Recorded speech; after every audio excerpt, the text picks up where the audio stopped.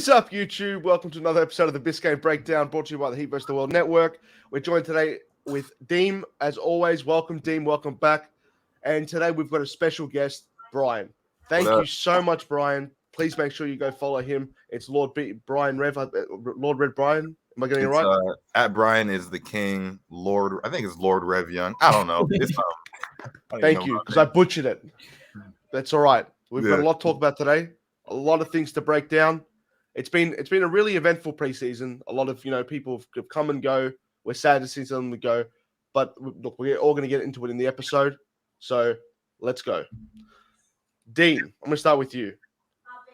It's been hectic this preseason. We've had a lot of talk coming into it. We don't know if the young guys are going to contribute, if they're going to give us something that we didn't expect so far. There's a lot of talk about us getting worse through the offseason with the loss of PJ Tucker and the acquisition of absolutely nobody outside of Nicola Jokovich. But he's a very important point we'll get back to. What is your breakdown of the entire preseason? Who impressed you the most? I'm going to go with who everyone is going to say, and that's Nicola Jokovich. I think he forced Bohan and he had to put him in a rotation. I hate to be the one to say it, but in the 3 preseason games that he did play in, and the last one where he played with Bam and he played with the starter unit at the end of the game, he showed that he's been playing better next to Bam than Yurt 7 has. So I think he's been really impressive. Him and Jamal Kane has been super dope together. He can put the ball on the floor. He been making better go-ahead passes than Kyle Lowry at times. And he's only 19. He still ain't even graduated high school yet. So I mean, I'm super excited about what he can do. Like I said, I think he forced Bohan on getting some rotation minutes in the regular season when we all thought he would get none in his rookie season. I agree as well. I think he's just played unbelievably out of what we thought he was capable of. I just thought he was a really raw prospect in the sense of coming straight from Europe, hasn't finished his high school degree yet, has been really. It's a big culture shock when you come to come over to America to play the same sport, but it's a different world altogether. Talking about culture shock, check them out. Culture Shock is the first all-female podcast for the Miami Heat. Check them out on Heat vs. the World Network. Coming with amazing content too. Make sure you go check them out. Now, Bryan, I know we've talked about Nicola Jokovich. If you want to chime in, you can chime in. Talk about someone else if you want to. What's your breakdown of the preseason? No, so I think that obviously we got to see a lot of undrafted guys. We got to see a lot more from Jovic than I think we saw in summer league. I think then that last preseason game, we saw that this team, has a lot of the chemistry carrying over from last season, which is good. It's something you expect with guys who have played together a whole year. No big changes to the roster. So I think that's going to be one of their strengths, is that chemistry. Seeing Bam be more aggressive was also amazing. Like, he needs to carry that on through the season, and that remains to be seen, because we know that Bam has been, kind of weird about the whole aggressive thing. He said, like, I'm going to do this, I'm going to do that, and there's times where he doesn't. But if that's real, that changes a lot for this team. Like Deem said on Jovic, like, that man is a point guard in a 6'10" body. Like, that man can pass. Like, he is skilled. He's really, really skilled. And I think that, like I said, we saw a lot of that in the preseason. And it's hard not to get excited when you have guys that tall, that can shoot, that can pass, that can handle. Those typically make for really, really good NBA players. So to have a guy like that in the system, yeah, you kind of have to play him. You kind of have to see what he can do, especially next to Bam. Yeah, I just want to point in quickly. I feel like the European game really does translate well over to the NBA when it comes to these players have been playing professional ball since they were 12, 13 years old. Playing against professionals. So with Luka, we see it with Jovic as well. And the game just translates well. When you can pass well, when you can create for others as well as create for yourself, it makes it so much easier to play you, because it's like I said, the game translates really, really well. The one thing I love about Jovic as well was the fact that we saw so much of what he's capable of, but he's still a development. He's still a program. We have to invest time and money and resources into it, because he's skinny. Let's be honest. That frame has got so much potential, but at 6'11", he's still growing.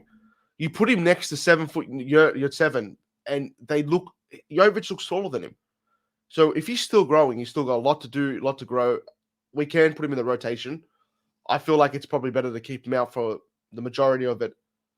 Give him more G League minutes, get his frame going, put some more muscle on, and see where he goes from there.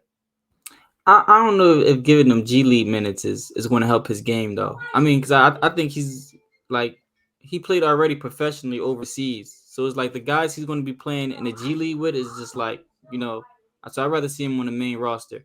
And like a lot of concerns coming in when we drafted him was, he couldn't play defense. That's what everyone was saying. He couldn't play defense, but he's shown that, he's not a horrible defender. He has the tools to be a good defender.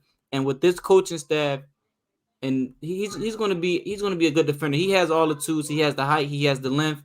He has the footwork, obviously. So I think that was the biggest concern that all Heat fans had was how a defender is he, and he's shown that he got the tools.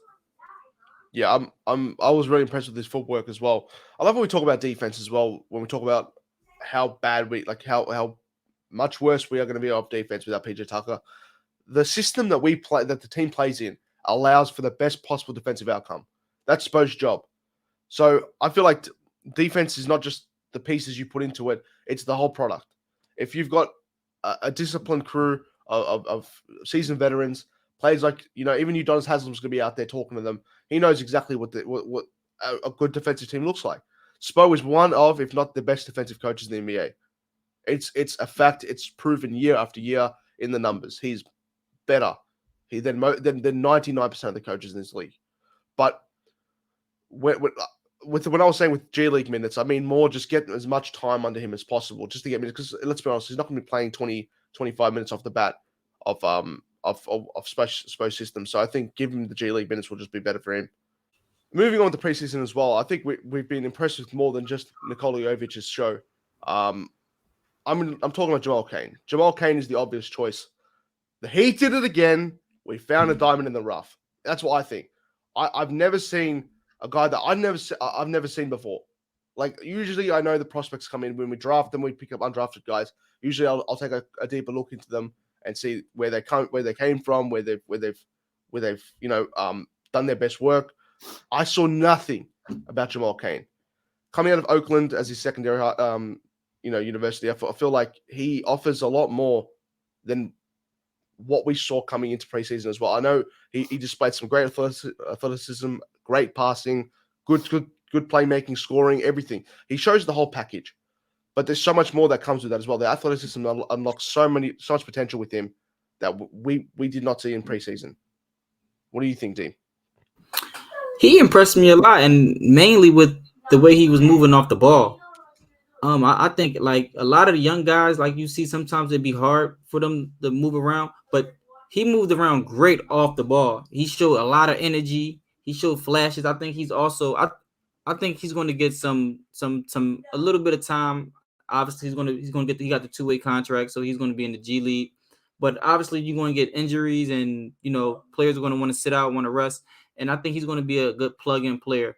And he also, Kendrick Nunn came from Oakland also, so we'll see.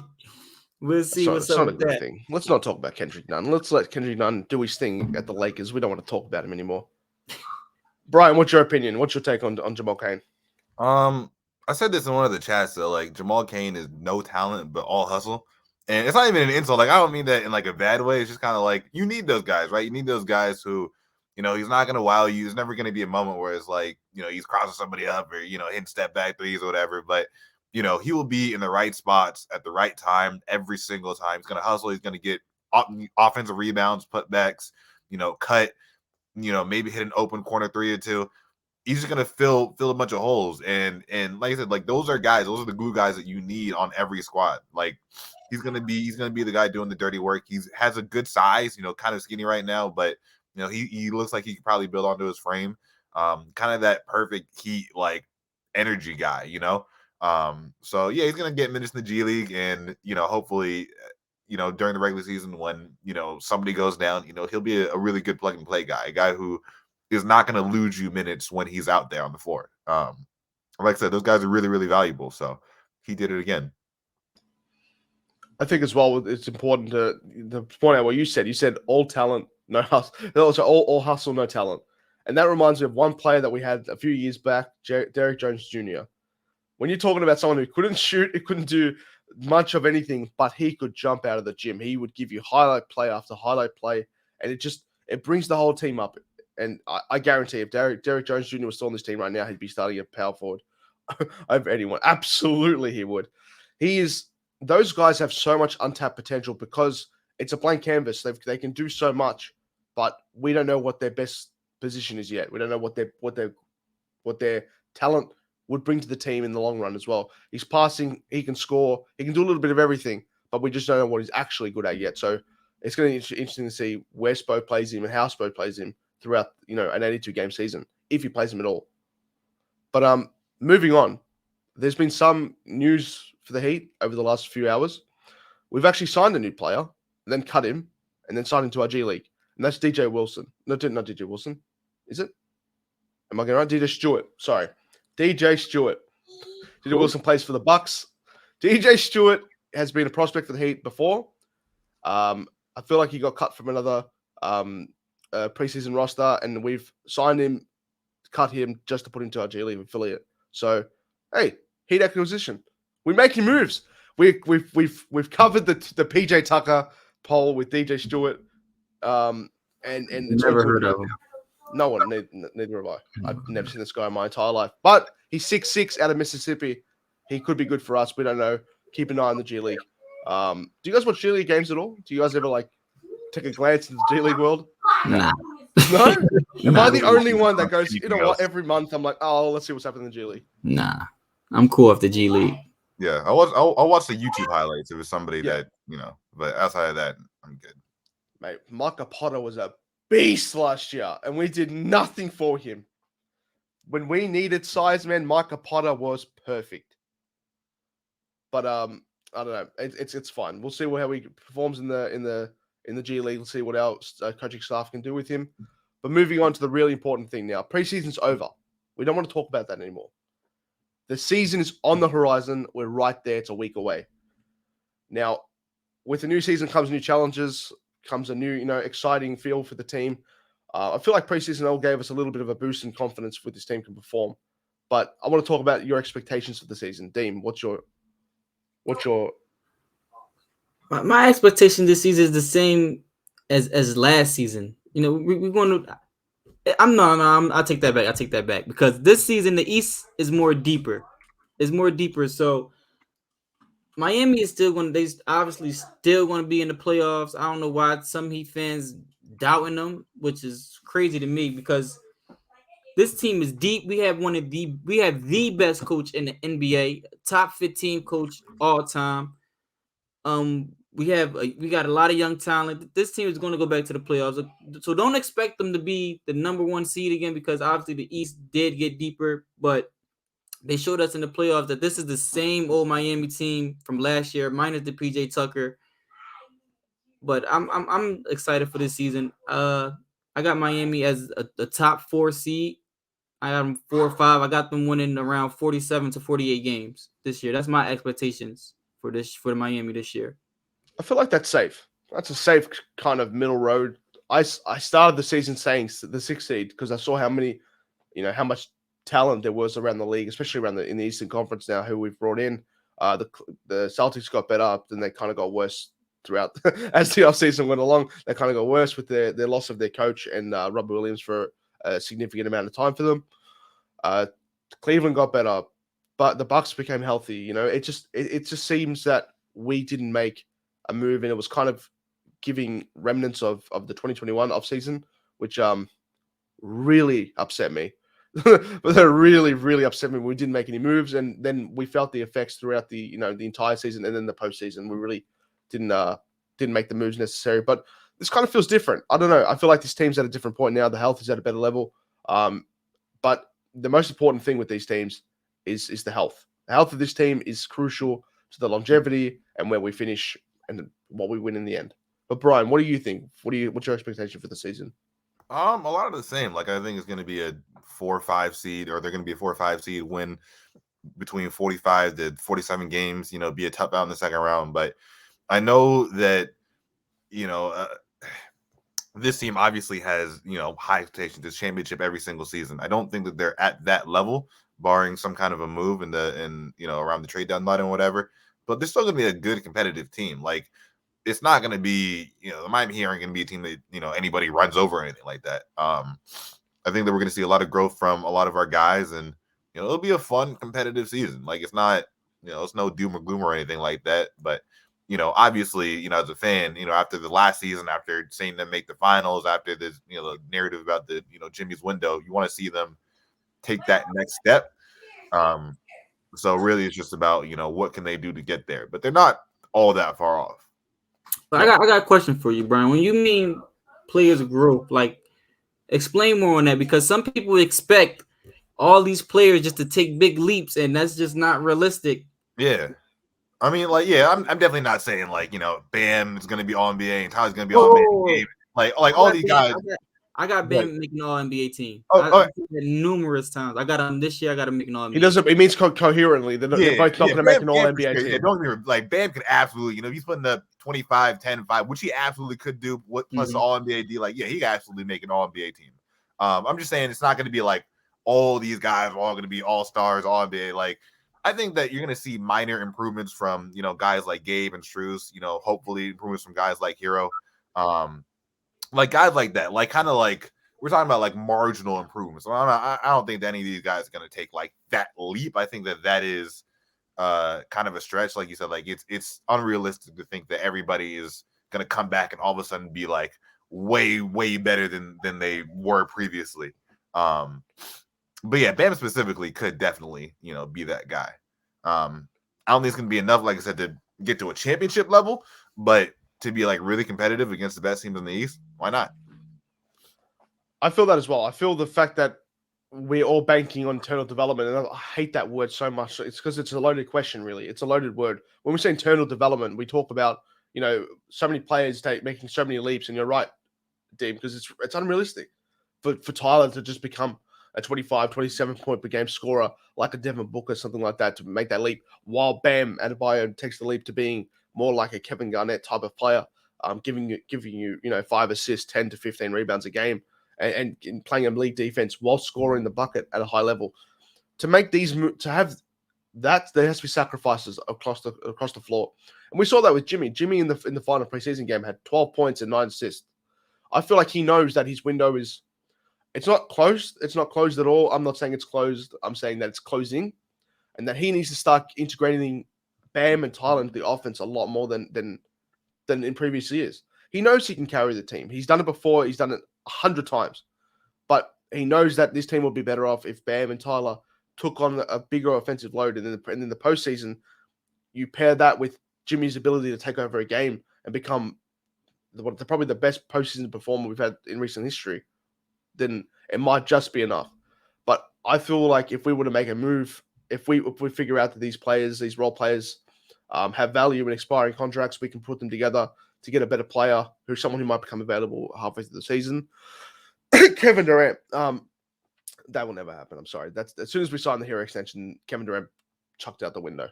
But it doesn't matter. We move on, we pivot, we move forward.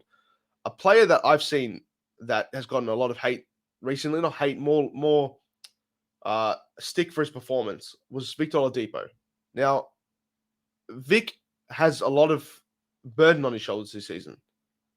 Vic has the 6-man role, and last year that was Tyler's, and Tyler made it his own. It killed it. But Vic has got a lot more pressure on his shoulders now because he's got a contract year coming up, and we need that player to come off the bench to be able to score, to be able to pass, to do a bit of everything. And to give him the keys to that. He didn't perform in the preseason game. This is what I'm trying to get to. He didn't perform in the preseason game, play like crap. But it's preseason. Preseason is subjective at the end of the day. We can say he's played good, he played bad for the minutes he played, blah, blah, blah. There's ulterior factors that come into it. But Vic needs to perform. That's the bottom line. What's your expectation for Vic coming in to the season? I'll start with you. My expectation for Vic coming in It's high. I'm not gonna lie because I know what type of player Vic is. Like I watched Vic play in Orlando. I watched him play in Oklahoma. I watched him play in Indiana. I seen the playoff performance he put on against LeBron James when he took them to 7 games. I witnessed Vic, become an All NBA defender. I witnessed Vic be the best player on a playoff team. So I got high expectations for Vic, and I know he just came off of the bone hanging off, the skin hanging off the bone, but Vic is a great player. He's coming back this season for vengeance. Like he's look at the hoodie. He's ready. He's locked and loaded. Like he's locked and loaded. Like he looks like Palpatine. And he just dropped a new song today. So we're plugging his song now. We're getting paid for this, Vic. We need to get paid for this, or we're not plugging the song. No, Vic can sing though. Like I'm he's not even gonna lie. Everyone can sing. He might be the best singer in the NBA. He might be. Like I'm not even like he's good. He's good. But no, on serious note though. But Vic, I expect a lot from Vic. I expect him to even help, like coming off the bench, help Duncan Robinson game because he can stretch. He can open the floor for them guys. Know the way he can attack the basket. He's an underrated playmaker. We all know he's a great defender. So Vic is going to plug in a lot of holes for this team, and I think he's definitely going to help guys like Duncan Robinson and Max Strus games out when he's on the court. Yeah, for sure. Brian, when we're talking about numbers, it's a numbers game at the end of the day. That's what we're into now. What type of numbers would you expect Vic to produce as a 6-man role, getting 27, 28 minutes a night in the realm of that? It's tough. Like, I definitely feel that Vic is this team's biggest X factor. Like, if you get good Vic, man, that changes the ceiling of this team immensely. I just don't know if we'll get that. Like, I want to keep my expectations modest just because, I want to be pleasantly surprised. Like, I obviously want to see, Orlando Magic, Indiana Pacers, Vic. Like, we know he has the talent to do it. He's done it. He's been All-NBA. He's been an All-Star, all those things, right? But I think as far as numbers go, I'm just going to say it. He could be way better. I'm going to keep it like, I don't know. You can give me 12, 3 and 3. That's cool with good defense. With really, it could be better. I don't know. That's low. That's low. That's low. That's low. Super low. I don't know. That's what I expect from guys like Max. But I see what you're saying. Now, if he sometimes it's bigger than numbers. Like he might average 13, 3 and 3, but the 13 came in the clutch time. He played great defense. So sometimes the game, the on the court product showed more than what the box score show. So I could see that. It's funny. You mentioned 13, 3 and 3, and then I got upset. But my expectations like 16, 4 and 5, which is a 1 rebound, 2 assists, and 3 points away. It's not that. Yeah, it's one of those things where it's a wait and see opportunity for him because I feel like if he doesn't perform, someone like Max Strus will be taking that 6-man role real quick because he just looked so impressive so far. Max Strus, in my opinion, is probably the joint X factor alongside Vic. Not that he offers more than Vic. Vic defensively is better. Playmaking is better. We've seen it from year to year. He's already had that experience in Indiana where he was the best player on the team. Strus, those come out of nowhere. Got a couple of the Celtics, we picked him up. He was still mediocre, but last year in the playoffs, he killed it. He absolutely went blind, and it was amazing to see. So seeing him there, which gives us more opportunity to bench Duncan for more minutes if he doesn't get his shot going early. But the whole thing with that rotation is just, I feel like the biggest pivot point is if Duncan performs well, minutes are coming out of somewhere else. We've got to figure out if he starts to play well, perform, we can't not play him the other day because if he starts shooting 42% from 3 and goes, on 6 or 7 threes a game, you're going to want to play him. But moving away from the bench, I'm talking about the starting lineup again with a player that's come into our team last year with high hopes, high expectations, and did not deliver. And that's Kyle Lowry. Now, Kyle has really, I don't know, Kyle's disappointed in a lot of factors, but at the same time, we can really put that down to the personal issues and then the big injury to his hamstring in the finals. Do you see a bounce back season on the horizon for Lowry? I'll start with you, Brian. No, just straight. Like, listen, it's not even like I'm not trying to shit talk hard. Like he was a good NBA player, but the dude's 37. Like it kind of is what it is at this point. Like let him retire.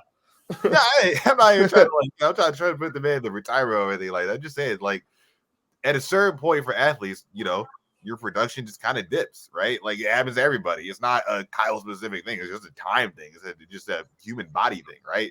He's just at that point in his career where I'm not. It's a big human body.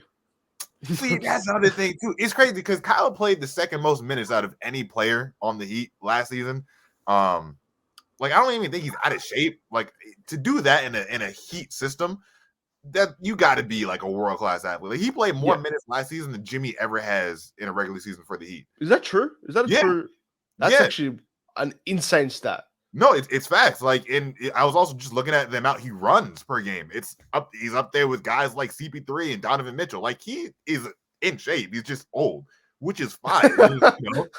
Like he's just an older athlete on a big contract. That's what's really the issue. It's not the fact that he can't run a mile or whatever, because he absolutely. If we had 27-year-old Kyle Lowry, that would just change everything. It'd be way different. But it'd kill it. Yeah. What are you, Dean? Dean, moving forward with Kyle, what would you like to see from him? I don't know, man. I don't know with Kyle. I wasn't a big fan of the sign of Kyle. Kyle played all right last year when Jimmy and Bam went out. He kept the offense afloat. I think he played really good against I believe it was the Nets this preseason game. And like I said, if we get that Kyle, then Miami's going to be all right. We're going to be all right. But like I said, my expectations for Kyle is I don't really have enough for Kyle. He's going to be on the court, whatever. He's going to put the ball in the right spots. Hopefully, he's going to play defense. But other than that, I don't have no expectations for Kyle. We needed Kyle. Let's be honest. When we acquired him, the price was right. He was a championship pedigree point guard that was coming in for a cheap price to pay, but a big contract. That's the thing. We paid him a boatload of money, which kills me. 30-something million for him it's not worth it. But only giving away a prospect, and it was okay. I feel like giving up that was okay. But he's just not planned out the way we wanted him to. But what would your idea be if he just say he tanks and has a horrible regular season? Would you be adverse to starting Gabe Vincent in Miami? Yeah, like, I feel like it's last half season in Miami. I feel like this is his last season in Miami. What the luxury tech is going to be at, the luxury tax, what it's going to be at next season. I think this is probably the last time these players are going to be on the court together for most of these players, not all of them. But win, lose, this is Kyle Lowry last season in Miami. Yeah, I feel like there's even a possibility could be moved at the trade deadline. So just say if there was a move that came available where we could dump that contract, I feel like they probably do that. That wouldn't be good for that. Mean if we trade Kyle Lowry at the trade deadline, that means it went downhill. I mean, look, it's one of those things that if the deal comes available where it makes sense for not just now but for the future as well, they would do it because we've still got to pay our role players. There are so many expiring contracts on this team, and the choice is you either go all in, and basically you can package those guys up to get someone better and really make a run for the title this season, or if it doesn't look like it's a viable option, you could look to move one of those bigger contracts. Obviously, we're not moving either Bam or Jimmy. It would definitely have to be Lowry, but we'll see what happens at the end of the trade deadline. But any other points you guys want to bring up? Anything else you guys want to talk about? I'm good. You good? Yeah. Good, Dean? I'm ready. I'm ready for October 19th versus Chicago. It's a big game. We're gonna win by 50. All right, they're terrible. If you think we got point guard problems, they got point guard problems. All right, we got Ayo Domiasu. On Dragic. Bro, he's not playing. He's not even starting for them. They started Ayo Domiasu, I think his name was. He's good. I watched him play at Illinois. He's really good. Yeah, but then we versed him last year and we made him look like crap. We made him look terrible. But that's okay. It's not going to be a big, DeRozan game, because I remember when DeRozan was on that big hot streak and then came to the Heat and then he had like 19 points or something like that. Listen, we swept them last year. We're going to sweep them again this year. Exactly right. I like it. I don't even have the Bulls in the playoffs this year. I don't think anyone does. I feel like they're the weak link. They're a playing team, maybe like the 9th seed, maybe 10th. But we'll see what happens there. Anyway, thank you so much for you guys coming on. Thank you, Deem. Thank you, Bryan, for appearing on the episode today. It's going to be a big season. We've got a lot to talk about, lots to break down moving forward. But yeah, thank you for watching Biscayne Breakdown.